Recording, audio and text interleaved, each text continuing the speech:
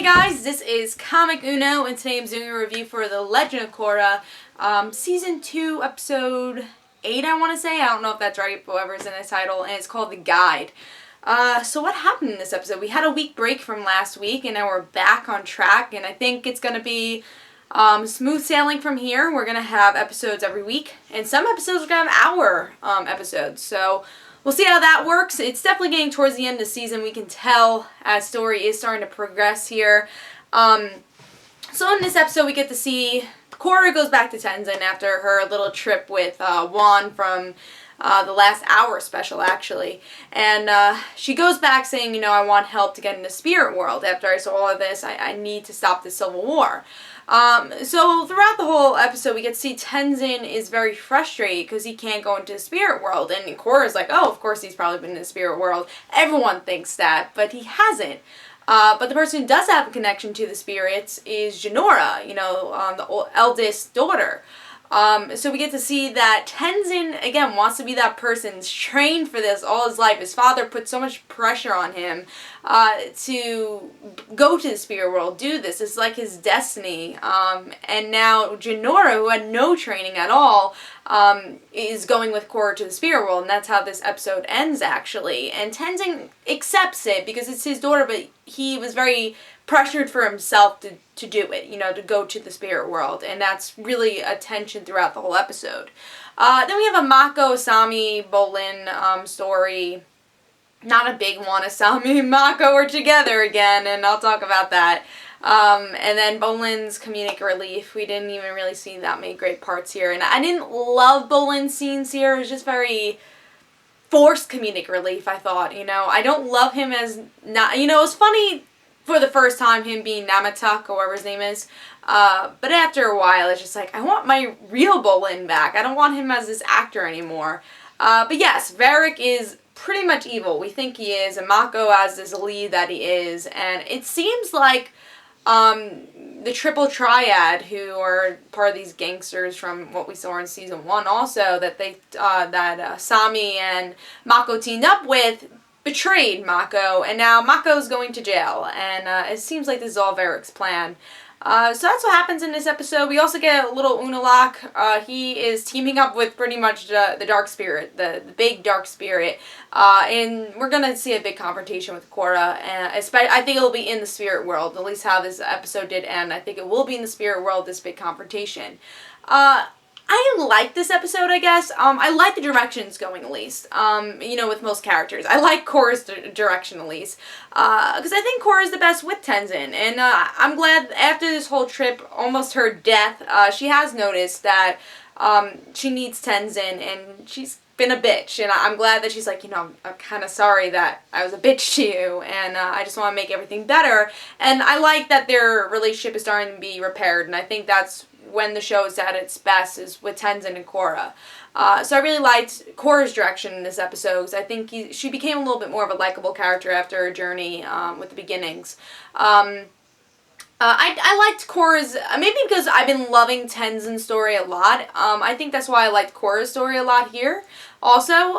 So I really liked and enjoyed that story, and I loved having Jinora actually be the person to bring her to the spirit world, because I feel she's a character that could be painted in background, and they didn't do that. They actually made her and used her for something, and something really important, you know, something that Tenzin's been wanting to do so much. It was Jinora who was going to bring Korra to the spirit world.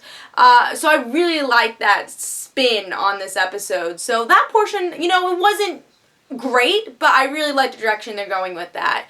I think that beginnings episode really set up for a really interesting story with Korra.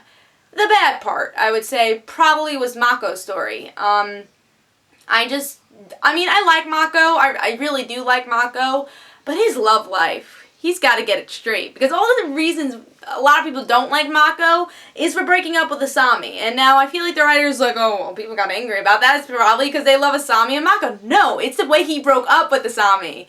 And now he's just like, yeah, sure, I don't have Korra anymore. Come on, Asami, I'll date you now. It's no pushing back. Like, did Mako really love Korra? And that's really a question I've had throughout the episode. I'm like, he got over her so quickly. And it just feels so fake, you know? is just really weird. And then Sami accepting it too, I felt like it was out of character for both of them, especially because Mako is so much in love with Korra, even though they had a lot of problems. But I felt like they still loved each other. And then Asami, I mean, like, she was a strong character by saying, alright, I won't get angry at you, and I'll still be friends with you after you did that thing to me and broke up with me, with actually saying you broke up with me and ended up with Korra anyways. But no, she's just like, alright, Mako, I'll go with you. So I just thought that was really, really stupid. And for both those characters, because I really like those two characters, but the way they acted in this, even Bolin, the way he acted in this episode also, I mean, like, he didn't act out of character, but I want more for him. Like, I love him as that comedic relief, but I don't love the actor story right now. Like, it was funny the first 2 episodes that he was an actor, but now it's getting a little stale. I actually laughed more at Tenzin's kids. Like, I thought they had the better jokes here, and I definitely chuckled with that. Again, what I was more interested in was the Korra story, which I'm glad I was. I'm glad I was interested in the Korra story, because that's something that we need to be interested in. The Tenzin story, I think, is developing. I mean, not Tenzin. The Unalaq story is developing. I really liked how it is really connected to that beginnings episode with Juan, and now we're having the Dark Spirit, and I think it will be epic once we get to this battle. Did I feel a little lackluster when I was watching it? Maybe. I wish there were some more powerful moments in this episode. It was a little bit of a lackluster episode, even though we just had an origin story. I feel like this could have been more of a pumped up action episode, and we haven't had that in a long time. But one thing I'm going to add before I end this review, I love that Korra didn't overuse the Avatar state in this episode. Because when all the Dark Spirits came out of the old temple, when, you know, they went to meditate, old Korra definitely when it went to the Avatar state, she would have been like, and went crazy.